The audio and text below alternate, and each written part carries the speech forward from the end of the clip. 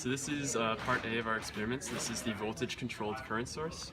And so what we're doing is we measure the input voltage into the circuit. So I'll do something like this. In this case, it's about 2. And then we measure the output current as a result.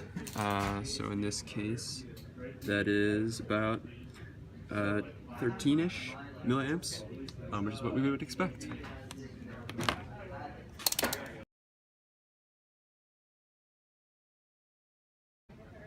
Okay, so for part B of this lab, we are constructing the Schmidt trigger. And so you can look here.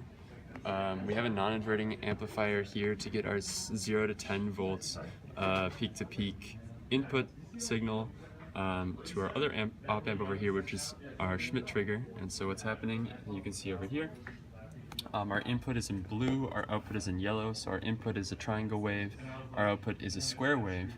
And so the square wave transitions from this higher to lower bounds depending on where it crosses this triangle threshold. So you can see this is around 7 volts, this is around 3 volts, and those are our 2 thresholds. So as it crosses the positive threshold, it goes down because it's an inverting Schmidt trigger. As it crosses the 3 volt trigger, it goes up, and so on. Go. Okay, so this is part C of our lab, which is our voltage controlled oscillator. We finally put all the pieces together. And so with this, we're varying the input voltage, and then you can see a change in the output in terms of frequency. And so right here, what we're comparing is VA, which is the voltage at the capacitor, to V out. So VA is the yellow trace, and V out is the blue trace. So you can see V out is going between these high and low real voltages, and so that's our oscillator that we're controlling.